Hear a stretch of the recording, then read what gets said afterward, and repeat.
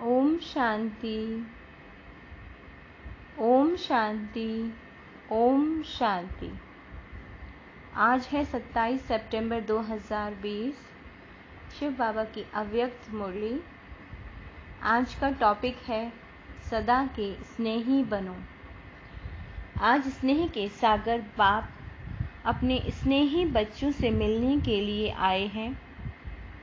यह रूहानी स्नेह हर बच्चे को सहज योगी बना देता है। यह स्नेह सारे पुराने संसार को सहज भुलाने का साधन है। यह स्नेह हर आत्मा को बाप का बनाने में एकमात्र शक्तिशाली साधन है। स्नेह ब्राह्मण जीवन का फाउंडेशन है। स्नेह शक्तिशाली जीवन बनाने का पालना का आधार है। सभी जो भी श्रेष्ठ आत्माएं बाप के पास सम्मुख पहुंची हैं, उन सभी के पहुंचने का आधार भी स्नेह है।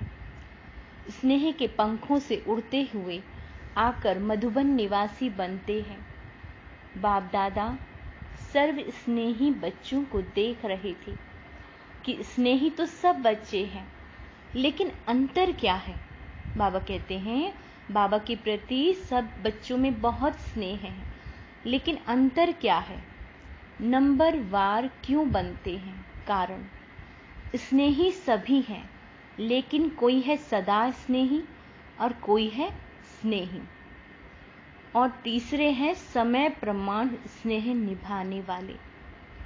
बाप दादा ने 3 प्रकार के स्नेही देखे हैं। जो सदा स्नेही है वह लवलीन होने के कारण मेहनत और मुश्किल से सदा ऊंचे रहते हैं। ना मेहनत करनी पड़ती है, ना मुश्किल का अनुभव होता है, क्योंकि सदा स्नेही होने के कारण उन्हों के आगे प्रकृति और माया दोनों अभी से दासी बन जाती हैं। अर्थात सदा स्नेही आत्मा मालिक बन जाती है, तो प्रकृति और माया स्वतः ही दासी रूप में हो जाती है। प्रकृति माया की हिम्मत नहीं जो सदा स्नेही के समय व संकल्प अपनी तरफ लगावे।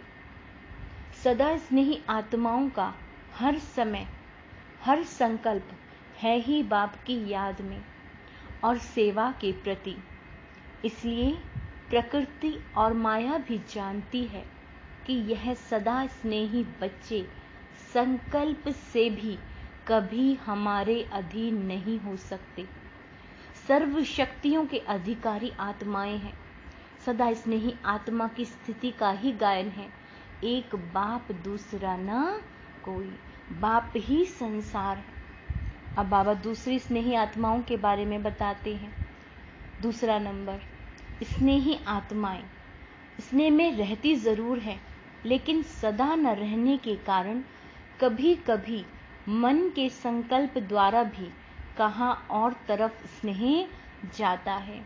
बहुत थोड़ा बीच बीच में स्वयं को परिवर्तन करने के कारण कभी मेहनत का कभी मुश्किल का अनुभव करते हैं।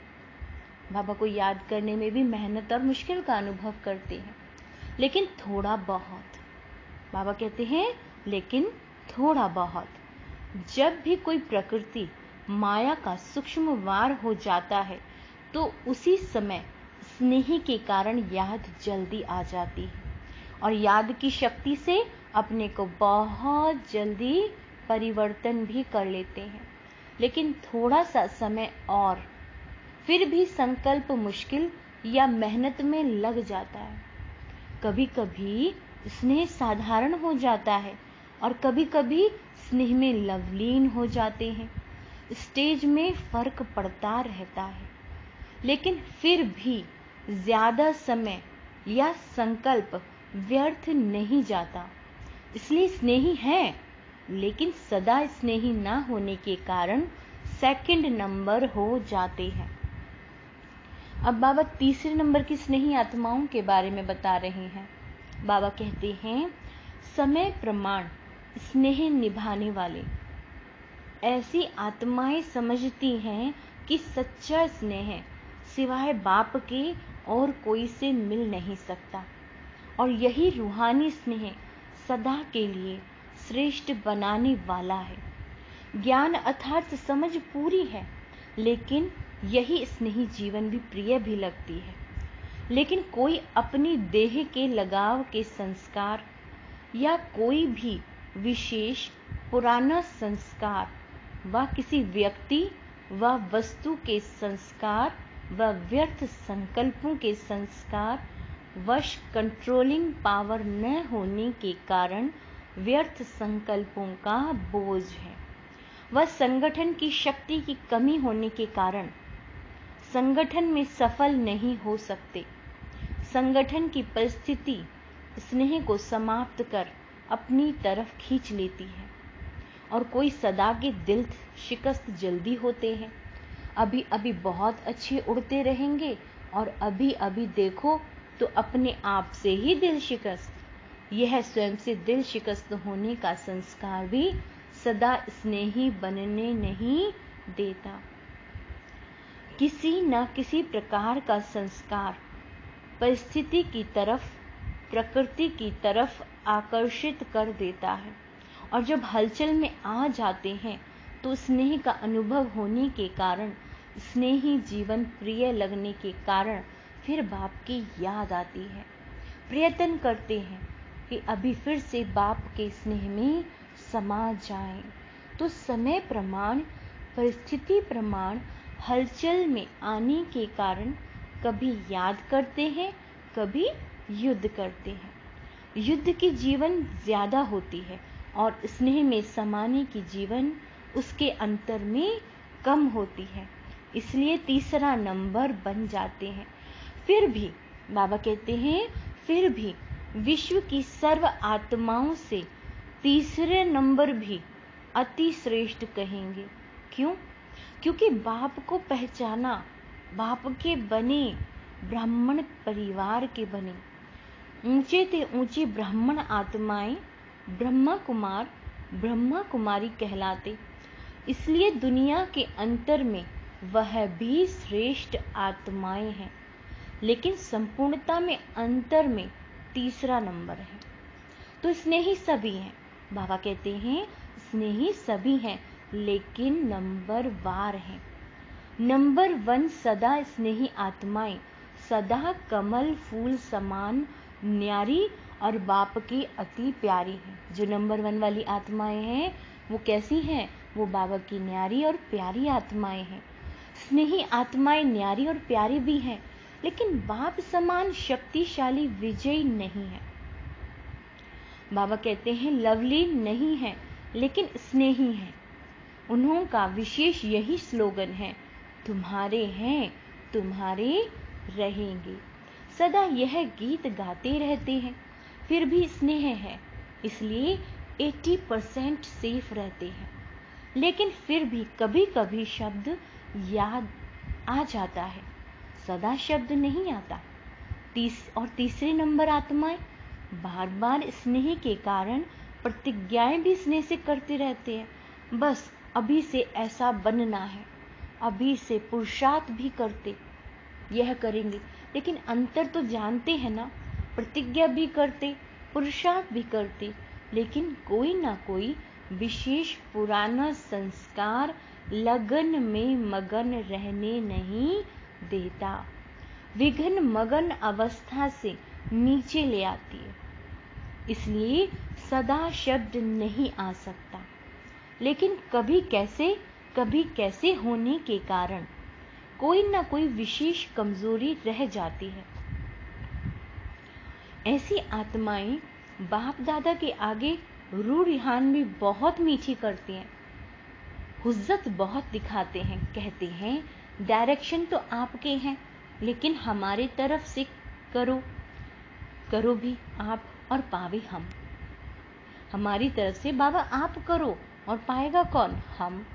हुज्जत से स्नेह से कहते हैं, जब आपने अपना बनाया है तो आप ही जानो। क्या कहते हैं सब शिव बाबा को कि बाबा आपने ही तो हमें अपना बच्चा बनाया है, आप जानो। बाप कहते हैं बाप तो जाने, लेकिन बच्चे माने तो सही। लेकिन बच्चे हुज्जत से यही कहते, हम माने न माने, हम माने न माने, आपको मानना ही पड़ेगा। तो बाप को फिर भी बच्चों पर रहम आता है कि है तो ब्राह्मण आत्माएं। बाबा कहते हैं है तो ब्राह्मण आत्माएं, लेकिन कोई शक्ति लेकर बदल भी जाते हैं और कोई शक्ति मिलती भी अपने संस्कारों में मस्त होने के कारण शक्ति को धारण नहीं कर सकते।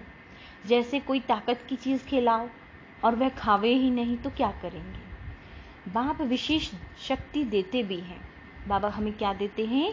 बाबा हमें शक्ति देते हैं। और कोई कोई धीरे धीरे शक्तिशाली बनते बनते तीसरे नंबर से दूसरे नंबर में आ भी जाते हैं। लेकिन कोई कोई बहुत अलबेले होने के कारण जितना लेना चाहिए उतना नहीं ले सकते। तीनों प्रकार के स्नेही बच्चे हैं। टाइटल सभी का स्नेही बच्चे हैं, लेकिन नंबरवार है। बाबा कहते हैं आज जर्मनी वालों का टर्न है। सारा ही ग्रुप नंबर 1 है ना। नंबर 1 समीप रतन है, क्योंकि जो समान होते हैं वो ही समीप रहते हैं।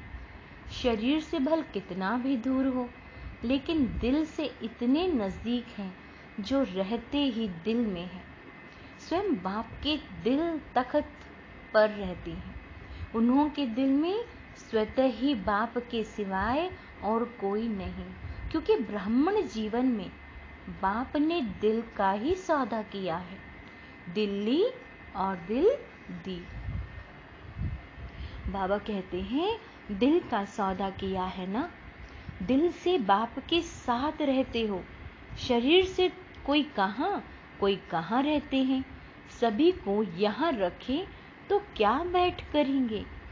सेवा के लिए तो मधुबन में साथ रहने वालों को भी बाहर भेजना, नहीं तो विश्व की सेवा कैसे होती।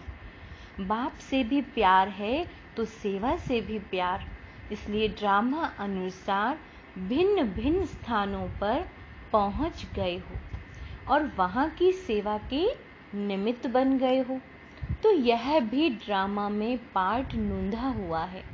अपने हम जिन्स की सेवा के निमित्त बने हो। जर्मनी वाले सदा खुश रहने वाले हैं ना। जब बाप से सदा का वर्षा इतना सहज मिल रहा है तो सदा को छोड़ थोड़ा सा वह कभी कभी का क्यों लेवे। दाता दे रहा है तो लेने वाले कम क्यों लें। इसलिए सदा खुशी के झूले में झूलते रहो। सदा माया जीत प्रकृति जीत विजयी बन।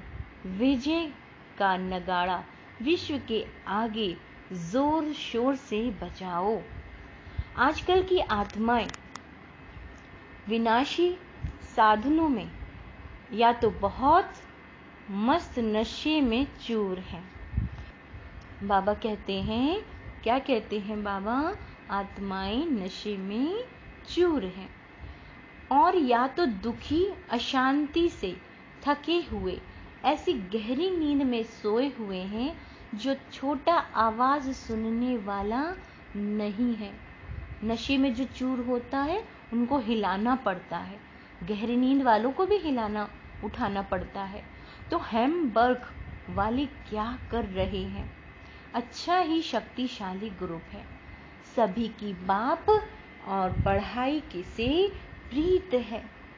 जिन्हों की पढ़ाई से प्रीत है वह सदा शक्तिशाली रहते। बाप अर्थात मुरलीधर से प्रीत माना मुरली से प्रीत। मुरली से प्रीत नहीं तो मुरलीधर से भी प्रीत नहीं। कितना भी कोई कहे कि मुझे बाप से प्यार है, भगवान से, शिव बाबा से प्यार है, मैं तो भगवान को बहुत याद करता हूँ, लेकिन पढ़ाई के लिए टाइम नहीं है। अगर कोई भगवान की मुरली के लिए टाइम नहीं है तो बाबा नहीं मानते। बाबा कहते हैं इसका मतलब तुम्हें भगवान से प्यार नहीं है। जहाँ लगन होती है वहाँ कोई विघ्न ठहर नहीं सकते, स्वतः ही समाप्त हो जाएंगे। पढ़ाई की प्रीत, मुरली से प्रीत वाले विघ्नों से सहज पार कर लेते हैं। अर्थात जिसे बाबा की मुरली से प्यार है, बाबा से प्यार है, उनके जीवन में कोई विघ्न आ ही नहीं सकता। उड़ती कला द्वारा स्वयं ऊंचे हो जाते हैं, विघ्न नीचे रह जाते हैं। उड़ती कला वालों के लिए पहाड़ भी एक पत्थर के समान है। पढ़ाई से प्रीत रखने वालों के लिए बहाना कोई नहीं होता। जो बाबा की मुरली से प्यार करते हैं उनके लिए कोई बहाना नहीं। बाबा कहते हैं प्रीत मुश्किल को सहज कर देती है। किससे प्रीत? परमात्मा से प्रीत, बाबा की मुरली से प्रीत। एक मुरली से प्यार, पढ़ाई से प्यार और परिवार का प्यार किला बन जाता है।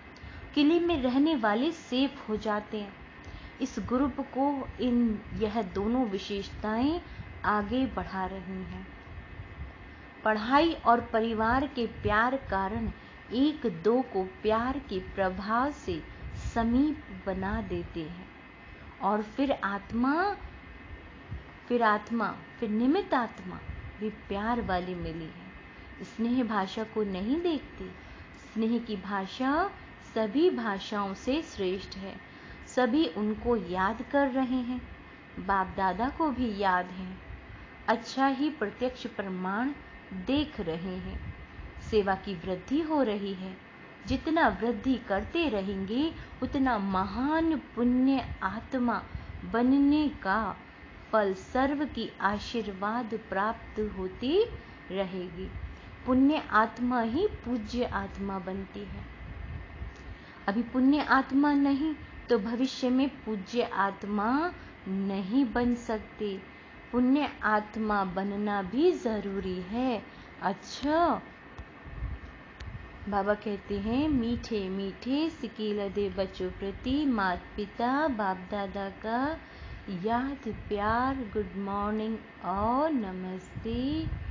हम रूहानी बच्चों की रूहानी माता पिता बाप दादा को याद प्यार, गुड मॉर्निंग और नमस्ते। अब अव्यक्त मुरली से कुछ प्रश्न उत्तर हैं। पहला प्रश्न है, ब्राह्मण जीवन का विशेष गुण, श्रृंगार व खजाना कौन सा है? उत्तर, संतुष्टता। जैसे कोई प्रिय वस्तु होती है तो प्रिय वस्तु को कभी छोड़ते नहीं है। संतुष्टता विशेषता है। ब्राह्मण जीवन के परिवर्तन का विशेष दर्पण है। जहाँ संतुष्टता है वहाँ खुशी जरूर है। यदि ब्राह्मण जीवन में संतुष्टता नहीं तो वह साधारण जीवन है। प्रश्न, संतुष्ट मणियों की विशेषता क्या है? संतुष्ट मणि कभी किसी भी कारण से, स्वयं से व अन्य आत्माओं से, अपने संस्कारों से, वायुमंडल के प्रभाव से असंतुष्ट नहीं हो सकती। वह कभी नहीं कहेगी कि हम तो संतुष्ट हैं लेकिन दूसरे असंतुष्ट करते हैं। नहीं, कुछ भी हो जाए, संतुष्ट मणियां अपने संतुष्टता की विशेषता को छोड़ नहीं सकती।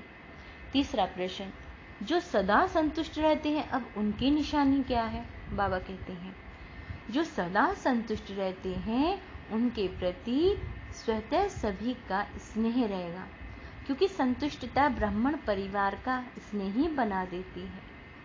संतुष्ट आत्मा को सभी स्वयं ही समीप लाने व श्रेष्ठ कर्म में सहयोगी बनाने का प्रयत्न करेंगे। संतुष्टता की विशेषता स्वयं ही हर कार्य में गोल्डन चांसलर बना देती है। उन्हें कहना व सोचना भी नहीं पड़ता। संतुष्टता सदा सर्व के स्वभाव संस्कार को मिलाने वाली होती है। वह कभी किसी के स्वभाव संस्कार से घबराने वाले नहीं होते। उनसे सभी का प्यार स्वतः ही दिल का होता है। वह प्यार लेने के पात्र होते हैं। संतुष्टता ही उस आत्मा की क्या होती है? पहचान होती है। हर एक की दिल होगी, इनसे बात करें, इनके पास बैठें। संतुष्ट आत्माएं सदा माया जीत है, क्योंकि आज्ञाकारी हैं। सदा मर्यादा की लकीर के अंदर रहते हैं, माया को दूर से ही पहचान लेते हैं। प्रश्न: यदि समय पर माया को पहचान नहीं पाते, बार बार धोखा खा जाते हैं, तो उसका कारण क्या है? उत्तर: पहचान कम होने का कारण है सदा बाप की श्रेष्ठ मत पर नहीं चलते हैं। कोई समय चलते हैं, कोई समय नहीं। कोई समय याद करते हैं, कोई समय नहीं। कोई समय उमंग उत्साह में रहेंगे, कोई समय नहीं। सदा आज्ञा की लकीर के अंदर नहीं रहते, इसलिए माया समय पर धोखा देती है। माया, बाबा कहते हैं, माया में परखने की शक्ति बहुत है। माया देखती है इस समय यह कमजोर है, तो उस कमजोरी द्वारा अपना बना देती है। माया के आने का रास्ता है कमजोरी। प्रश्न: मायाजीत बनने का साधन कौन सा है? सदा बाप के साथ रहो। साथ रहना अर्थात स्वतः मर्यादाओं की लकीर के अंदर रहना। फिर एक एक विकार के पीछे विजयी बनने की मेहनत करने से छूट जाएंगे। साथ रहो तो जैसा बाप वैसे आप। संग का रंग स्वतः ही लग जाएगा। इसलिए बीज को छोड़ सिर्फ शाखाओं को काटने की मेहनत नहीं करो। आज काम जीत बने, कल क्रोध जीत बन गए। नहीं, सदा विजयी। सिर्फ बीज रूप को साथ रखो तो माया का बीज ऐसे भस्म हो जाएगा जो फिर कभी भी उस बीज से अंश भी नहीं निकल सकता। वरदान: हर आत्मा को हिम्मत, उल्लास दिलाने वाली, रहमदिल, विश्व कल्याणकारी भव। कभी भी ब्राह्मण परिवार में किसी कमजोर आत्मा को ऐसे नहीं कहना तुम कमजोर हो। आप रहमदिल, विश्व कल्याणकारी बच्चों के मुख से सदैव हर आत्मा के प्रति शुभ बोल निकलने चाहिए। दिल शिकस्त बनाने वाले नहीं। चाहे कोई कितना भी कमजोर हो, उसे इशारा व शिक्षा भी देनी चाहिए। तो पहले समर्थ बनकर फिर शिक्षा दो।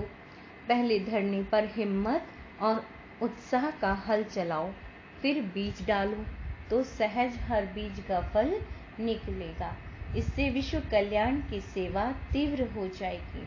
स्लोगन: बाप की दुआएं लेते हुए सदा भरपूरता का अनुभव करो। बाबा क्या कहते हैं? बाबा कहते हैं, बाप की दुआएं लेते हुए सदा भरपूरता का अनुभव करो। अच्छा, ओम शांति।